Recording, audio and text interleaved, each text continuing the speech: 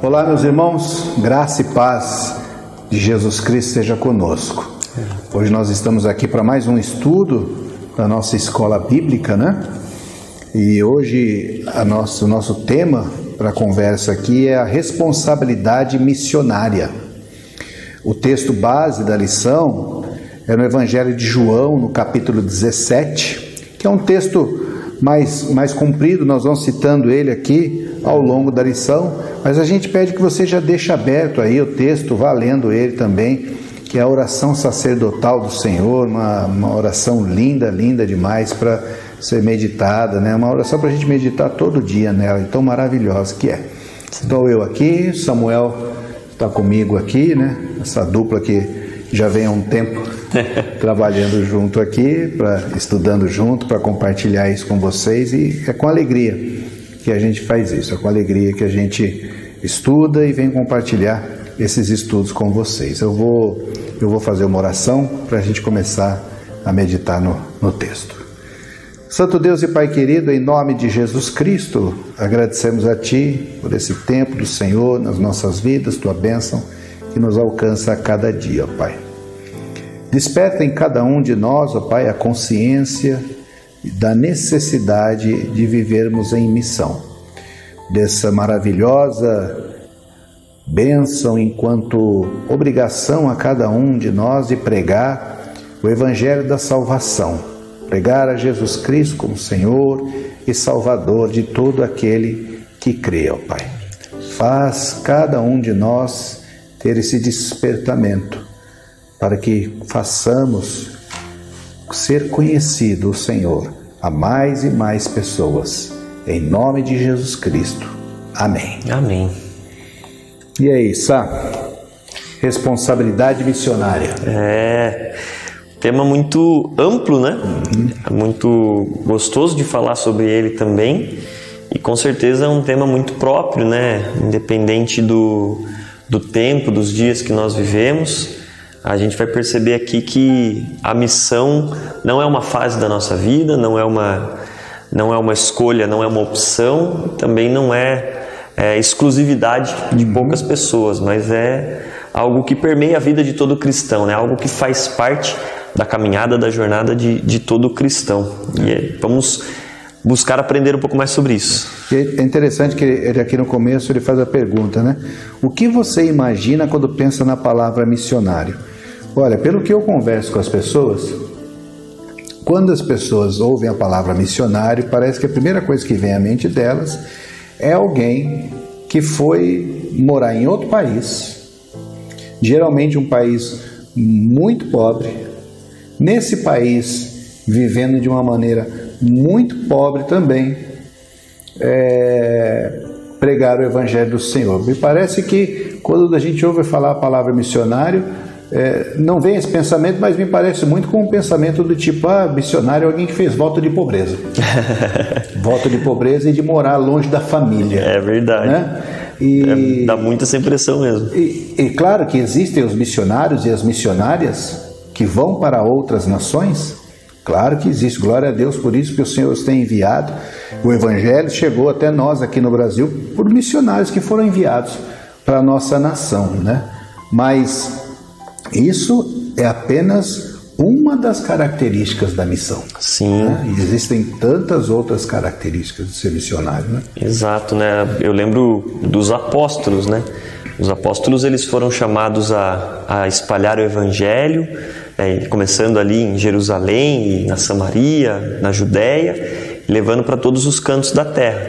E quando o Evangelho chega até nós, é nosso papel também continuar o trabalho de espalhar o Evangelho aqui na nossa terra, né? Você mencionou que para nós o Evangelho chegou através dos missionários, né? Agora também o nosso trabalho é fazer com que esse Evangelho cresça e seja espalhado aqui onde a gente vive, né? Do mesmo jeito que tem pessoas precisando ouvir a palavra de Deus, ouvir o Evangelho do outro lado do mundo, nos países pobres, na nossa casa, do lado da nossa casa, os nossos vizinhos, nossos amigos de trabalho, nossos amigos da faculdade, também têm a mesma necessidade, né? Então, somos missionários onde quer que estejamos. O Evangelho não deve ser algo que se esconda, nem que se prenda, né? Ele deve ser livre e visível, né? Fácil de ser encontrado. Sim. E cumpre a nós essa tarefa. Exatamente. Um dos textos sugeridos também da lição, né, é o famoso Ide de Mateus, né, quando lá no Evangelho de Mateus está registrado Jesus enviando os seus discípulos à missão, enviando os seus discípulos a cumprir aquilo como uma missão de vida, né? E de fato, Jesus não está ali selecionando pessoas especiais, ou Jesus não está distribuindo cargos, né? Mas ele está dando para os seus, né? Para aqueles que são discípulos, e nós entendemos que o discípulo é todo aquele que crê em Cristo e faz parte do corpo, faz parte da igreja. Então todos esses que têm essa característica, é um discípulo, é a igreja, também tem uma missão, a missão de levar o Evangelho. Os discípulos naquele momento ali estavam representando todo o povo de Deus e todas as épocas, né? Exatamente. E uma característica da missão, né, que é um dos tópicos da revista, a presença de Deus. Eu gosto muito desse texto de Mateus 18, do 18 ao 20, né, que é a grande comissão, o Ide, de Mateus. Na última parte do texto, quando Jesus diz assim que eu estarei convosco todos os dias, até a gente olha para esse texto e percebe que ele está dentro de um contexto maior, no contexto do envio, no contexto do cumprimento da missão. Deus promete estar conosco todos os dias. E é claro que a gente entende que Deus estará conosco sempre, mas especificamente nesse texto, Deus está prometendo a sua presença enquanto nós estamos cumprindo o Ide. E eu tenho certeza que Jesus não está pensando nos missionários transculturais, né, que viajam para longe das suas casas, mas com certeza Jesus também está falando sobre nós. Cada um de nós. Que fazemos missão no nosso lar, que fazemos missão no nosso trabalho. A presença de Deus é algo prometido por Jesus e certamente é o que faz o sucesso da missão, né? Uhum. Ele cita aqui até um trecho do texto base, né, de João, quando ele diz assim: na oração sacerdotal, Jesus roga ao Pai: não peço que os tires do mundo, e sim que os guardes do mal. Ele diz: há uma diferença grande entre estar no mundo e pertencer a ele. Esse é o grande desafio da tarefa missionária, né? Quando eu ouço isso, já me lembro assim da questão do que é ser igreja, né? O grupo dos tirados fora, né? E de fato, estar e pertencer são coisas bem diferentes, né? Sim. Eu posso estar em qualquer lugar, mas isso não significa que eu pertenço àquele lugar, que eu pertenço àquele grupo, né? Então nós estamos no mundo, mas pertencemos a Deus, pertencemos ao reino de Deus, né? E isso, quando ele diz que é um grande desafio da tarefa missionária, eu penso justamente na necessidade de ensinarmos isso para as pessoas, né? De que nós devemos ser cidadãos do reino, porque como você citou Mateus, lá em Mateus, Jesus também diz, né, que nós devemos batizar e ensiná-los, né, a viver conforme tudo aquilo que o Senhor também ensinou para cada um de nós, né? E uma maneira de nós sermos libertos do mal é justamente conhecer os mandamentos de Cristo e viver segundo os mandamentos do Senhor. Exato. É uma afirmação que é feita na revista, que também o autor diz que é notável a ausência cristã no mundo. A gente vem conversando isso aqui na igreja já há algum tempo, né? A gente percebe um crescimento da religião cristã, da religião evangélica no Brasil, mas talvez proporcionalmente ou num ritmo tão grande quanto um crescimento dos níveis de violência, de corrupção, de injustiça. Ou seja, um povo cristão que está crescendo é um povo cristão que não faz a diferença, que ao invés de estar no mundo e ser do reino, fazer a diferença no mundo, está se tornando parte do mundo, né? Ou seja, não está em missão, simplesmente chegou na terra na terra desconhecida ou na terra que nós estamos aqui como forasteiros, como diz o hino, né? E assumimos aquela posição e vamos ficando por aqui mesmo. E fazer missão, eu entendo também que é fazer a diferença. Com aquilo que nós temos, com aquilo que nós aprendemos na autoridade e no poder de Deus. E essa transformação da autoridade e do poder de Deus vem através de nós quando estamos em missão, quando estamos agindo de acordo com a vontade de Deus. E entender, é muito importante esse destaque que você faz, Samuel, que cada um de nós sendo missionário, a missão começa no nosso lar, né? Às vezes a gente pensa que fazer missão é só falar para pessoas que estão fora. É também. Tudo isso é missão. Alguém que foi chamado pelo Senhor para ir para outra nação. É missão. Pregar para o meu vizinho, para o meu amigo, para o meu colega de trabalho.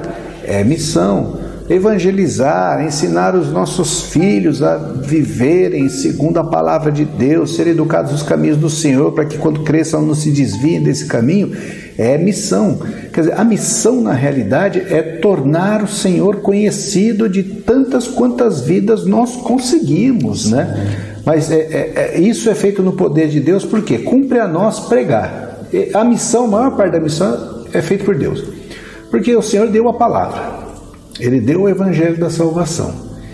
É Ele quem converte, é o Espírito Santo quem nos convence do pecado, da justiça e do juízo. É o Espírito Santo quem converte as nossas vidas e nos faz entender que somos pecadores. Ou seja, a única parte da missão que nós temos é a pregação, porque todo o restante é feito pelo Senhor. Mas nós somos o meio. Por isso que é no poder de Deus, né? Mas é muito difícil todo esse trabalho da missão. Não, 90% do trabalho é feito pelo Senhor. O nosso trabalho é anunciar o evangelho da salvação, clamando que o Senhor, no seu poder e na instrumentalidade do Espírito Santo, quebrante os corações. Eu vejo essa questão do poder de Deus na ação, né? Na missão. Eu vejo que muitas vezes quando a gente fala de missão dentro da igreja, para todo o público, né? A gente percebe que uma ou outra pessoa fica um pouco acanhada, um pouco retraída, no sentido de falar assim, mas eu não tenho habilidade para falar, para pregar, para ensinar, eu não tenho esse dom. Como se isso fosse reservado a pessoas super capacitadas, porque é a capacidade que vai convencer, converter alguém. E de fato a gente precisa se apegar a essa verdade. Quando nós estamos em missão, quando estamos falando do Evangelho de Cristo, é o poder de Deus que está em ação. Não é o nosso poder de convencimento, não é a nossa boa didática, não é o fato de que nós temos mais ou menos intimidade com as palavras, mas é o poder de Deus em ação. E muitos testemunhos de conversões se deram através do testemunho de vida de pessoas que mal eram letradas, que não tinham oportunidade de fazer algo acadêmico, grandioso, mas que no dia a dia, no cuidado, na compaixão, no amor, demonstravam a Cristo e anunciavam o Evangelho através da própria vida, né? Esse é o poder de Deus em ação. Bem lembrou você, nós não precisamos convencer ninguém. Aliás, alguém que for convencido por nós é de uma fragilidade imensa, porque logo ele pode ser convencido de outra coisa, né? Mas é ser instrumento. Na realidade, enquanto missionários, nós somos instrumento nas mãos de Deus, né? Então, por mais simples que a pessoa seja, por mais simples que sejam suas ações, se elas forem ações de amor, ou uma vida que teme ao Senhor, uma vida que glorifica ao Senhor, é esse ser, essas palavras simples que o Senhor vai usar como instrumento e vai transformar vidas, né? Então, às vezes a gente, mas as pessoas agradecem, podem agradecer, mas você abençoou tanto a minha vida, e você dizer, mas eu não sei como, não sei nem o que eu fiz. O Senhor quem fez, você foi só o instrumento. John Stott, ele lembra que o nosso trabalho é anunciar. Ele diz que o anúncio das boas novas independe do resultado. Nós somos chamados a anunciar, né? Não somos nós que devemos convencer. Nosso trabalho, e é para isso que Jesus nos chama, né? Está nos chamando ao anúncio, a colocar aquilo que nós cremos, aquilo que já transformou as nossas vidas, está transformando as nossas vidas, colocar isso em evidência, para que outros vejam e para que outros sejam convertidos pela ação do Espírito Santo. Nós somos semeadores. Exato. Quem faz brotar, crescer e frutificar é o Senhor. E quando a gente fala sobre isso, né, quem faz a obra, a gente fala também da glória, né?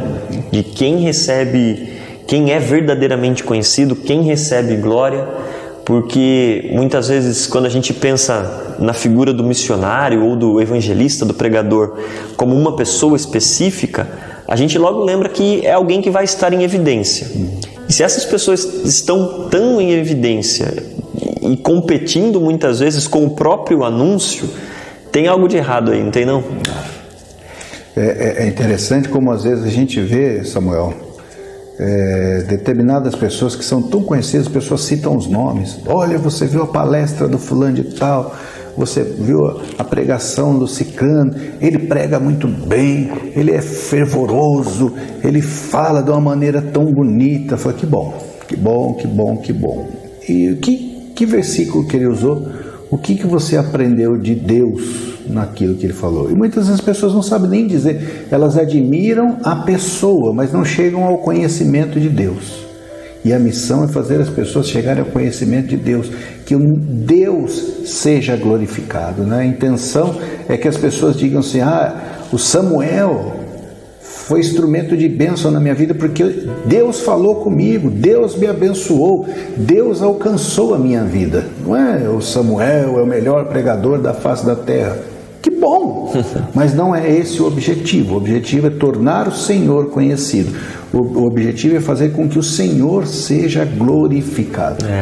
E o glorificar, né, esse sentido que tem uma conotação às vezes meio do mundo evangélico, né? O que é glorificar? Glorificar nada mais é do que tornar conhecido verdadeiramente como é. Tornar o caráter de Deus conhecido como ele é. E o que nós vemos muitas vezes é povo cristão ou igrejas ou pessoas individualmente falando de um Deus que Deus é esse? Que Deus mais estranho, que não imaginei, esse Deus não é realmente aquilo que a Bíblia diz. Então, no nosso dia a dia, glorificar a Deus é tornar o caráter de Deus conhecido. Aquilo que Ele é, quem Ele é, aquilo que nós conhecemos dEle, tornar conhecido para outras pessoas, através das palavras, talvez, mas muito mais do dia a dia, das ações, das nossas escolhas que fazemos constantemente. É interessante quando nós estamos lendo o Evangelho, algumas vezes nós vemos lá a admiração das pessoas com relação a Cristo, dizendo assim, ele é da parte de Deus, porque as coisas que ele fala, as coisas que ele prega, as coisas que ele faz, a gente não vê, né? E as pessoas chegavam à conclusão que Deus está nesse lugar, né? Então a glória de Deus era conhecida, né? Então a missão também é isso, né? Fazer o Senhor. Era assim, nossa, mas quando eu ouço a pessoa falando, eu vejo essa pessoa, eu sinto a presença de Deus. Ótimo, pode até esquecer o nome da pessoa. nem lembro o nome dele, mas eu sinto Deus ali. Tem uma definição que os teólogos usam, né, que Deus é o totalmente outro, ou seja, nesse sentido de ser o totalmente diferente, né, de tudo aquilo que é criado. Karl Barth, muito bem lembrado. E quando a gente se coloca em missão, muitas vezes quando a gente coloca a nossa vida em evidência, é isso que as pessoas precisam enxergar em nós, muito mais do que na pessoa, mas naquilo que nós estamos demonstrando, atitudes diferentes, porque o que existe na sociedade, e quando a gente pensa em sociedade, é o dia a dia mesmo, não é colocar no outro, né, no mundo, o mundo está indo de mal a pior, nós estamos aqui, se o mundo está indo de mal a pior, nós somos parte disso, indo, né? Também estamos indo.